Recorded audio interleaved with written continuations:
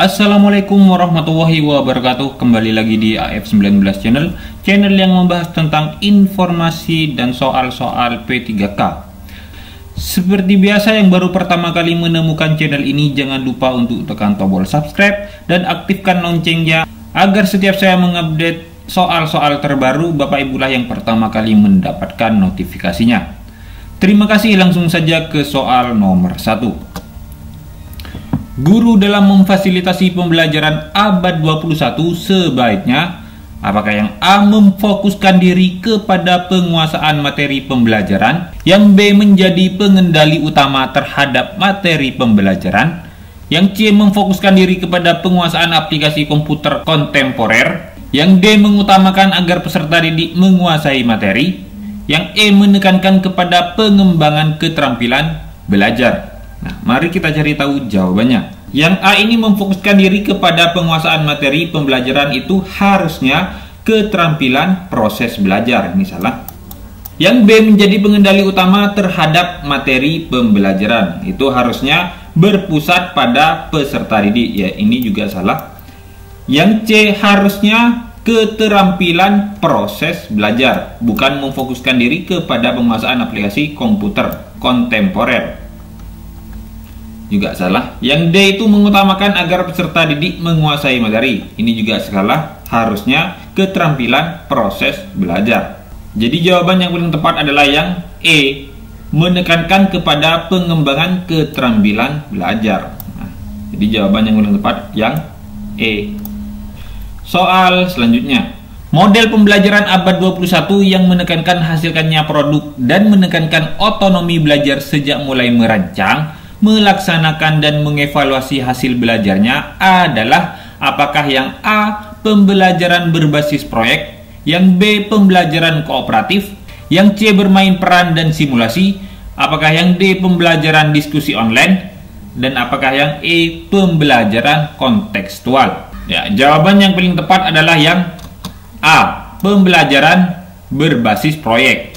Model pembelajaran berbasis proyek adalah sebuah model pembelajaran yang menekankan aktivitas siswa dalam memecahkan berbagai permasalahan yang bersifat open-ended dan mengaplikasi pengetahuan mereka dalam mengerjakan sebuah proyek untuk menghasilkan sebuah produk otentik tertentu. Jadi menurut Thomas, pembelajaran berbasis proyek memiliki beberapa prinsip dalam penerapannya, yaitu sentralistis adalah pusat dan strategi pembelajaran. Pertanyaan penuntun, yaitu menuntun siswa untuk menemukan konsep. Investigasi konstruktif, yaitu merumuskan pengetahuan yang dibutuhkan.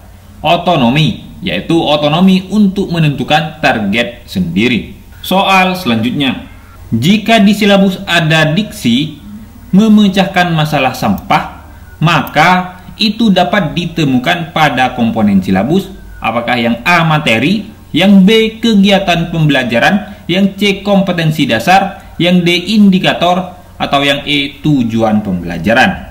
Mari kita cari tahu jawabannya. Jadi komponen silabus Permendikbud nomor 22 tahun 2019, yang A itu identitas mata pelajaran khusus SMP dan SMA atau SMK. Yang B itu identitas sekolah mencakup nama satuan pendidikan dan kelas. Yang C kompetensi inti, yang D tema khusus SD, MI, SDLB atau paket A. Yang F itu materi pokok, dan yang G pembelajaran, yang H penilaian, yang I alokasi waktu, yang J sumber belajar. Jadi jawaban yang paling tepat adalah yang C, kompetensi dasar. Soal selanjutnya, seorang pendidik perlu memahami landasan pendidikan. Salah satu manfaat mempelajari landasan pendidikan bagi pendidik adalah, apakah yang A. memahami berbagai karakteristik peserta didik sehingga memandang peserta didik sebagai pribadi yang unik, apakah yang B. menumbuhkan sikap berpikir kritis pendidik terhadap perkembangan peserta didik, yang C. membantu pendidik dalam menentukan metode pembelajaran yang tepat digunakan dalam situasi tertentu di kelas, Yang D. Meningkatkan perkembangan pola pikir dan pola kerja pendidik tentang bagaimana seharusnya melaksanakan praktek pendidikan. Dan apakah yang E. Memahami berbagai pasal-pasal dalam UUD dan peraturan yang berlaku di Indonesia terkait dengan pendidikan. Mari kita cari tahu jawabannya. Jadi manfaat pemahaman landasan pendidikan yaitu yang pertama, pengembangan wawasan kependidikan yaitu berkenaan dengan berbagai asumsi yang bersifat umum tentang pendidikan yang harus dipilih dan diadopsi oleh tenaga kependidikan sehingga menjadi cara pandang dan bersikap dalam rangka melaksanakan tugasnya.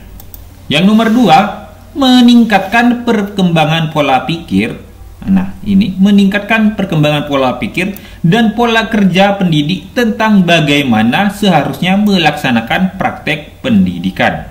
Sehingga jawaban yang paling tepat adalah yang D. Meningkatkan perkembangan pola pikir dan pola kerja pendidik tentang bagaimana seharusnya melaksanakan praktek pendidikan. Soal selanjutnya, Ari adalah anak rajin, memiliki sikap yang baik dan bahkan sering mewakili dalam kegiatan Olimpiade Sains Nasional. Tapi pada hasil laporan belajar dia memiliki 5 nilai yang di bawah KKM. Tindakan Anda sebagai wali kelas adalah apakah yang A. Siswa tersebut tetap naik kelas dengan pertimbangan peserta OSN, yang B. Meminta masukan dari guru terkait naik tidaknya, yang C. Mendiskusikan dengan orang tua Ari terkait masalah ini, yang D. Tidak naik kelas karena tidak memenuhi kriteria kenaikan kelas, dan apakah yang E. Naik kelas karena sikap Ari baik. Jadi menurut Permendikbud nomor 23 tahun 2016, KI 1 dan KI 2 kompetensi sikap minimal baik. KI 3 dan KI 4 kompetensi pengetahuan dan keterampilan tuntas. Batas ketidaktuntasan KI 3 dan KI 4 adalah maksimal 3 mata pelajaran. Nah, sedangkan Ari mempunyai 5 nilai yang di bawah KKM. Jadi Ari di sini tidak memenuhi kriteria kenaikan kelas karena Ari di sini mempunyai 5 nilai yang di bawah KKM. Jadi jawaban yang paling tepat adalah yang D. Tidak naik kelas karena tidak memenuhi kriteria kenaikan kelas. Soal selanjutnya. Dalam suatu pembelajaran diperoleh data banyak siswa yang tidak aktif, maka Anda sebagai guru harus mengubah pendekatan pembelajaran tepat. Pendekatan yang tepat untuk mengatasi hal tersebut adalah apakah yang A. konstruktivisme, yang B. kontekstual, yang C. saintifik, yang D. deduktif, apakah yang E. induktif. Jadi yang A itu konstruktivisme, itu adalah membentuk konsep sendiri, dan yang B. kontekstual yaitu membuat pembelajar bermakna, dan yang C. saintifik yaitu pembelajaran aktif, dan yang D. deduktif yaitu pakai konsep berpikir logis, dan yang E. induktif yaitu terampil dalam membuat kesimpulan. Sehingga pendekatan yang tepat untuk mengatasi hal tersebut yaitu yang C. saintifik, pembelajaran aktif. Soal selanjutnya. Dalam pembelajaran di kelas, seorang guru melaksanakan 3 langkah pembelajaran. Salah satu pada kegiatan pendahuluan adalah apersepsi materi. Tujuan apersepsi materi adalah apakah yang A. mengaitkan materi pelajaran pada minggu-minggu sebelumnya sesuai dengan materi hari ini, yang B. merumuskan masalah terkait materi yang akan dipelajari, yang C. melakukan pengelompokan submateri agar mudah dipahami peserta didik, yang D. merangsang dan membangun motivasi belajar peserta didik, yang E. menciptakan kondisi belajar yang kondusif. Jawaban yang paling tepat adalah yang A. mengaitkan materi pelajaran pada minggu-minggu sebelumnya sesuai dengan materi hari ini. Jadi tujuan apersepsi materi adalah mengaitkan materi pelajaran pada minggu-minggu sebelumnya sesuai dengan materi hari ini. Sehingga jawaban yang paling tepat adalah yang A. mengaitkan materi pelajaran pada minggu-minggu sebelumnya sesuai dengan materi hari ini. Nah, itulah video yang dapat saya sampaikan. Semoga video ini bermanfaat. Semoga Bapak Ibu yang belum lolos menjadi SNP3K tahun ini bisa lolos menjadi SNP3K. Semangat terus. Wassalamualaikum warahmatullahi wabarakatuh.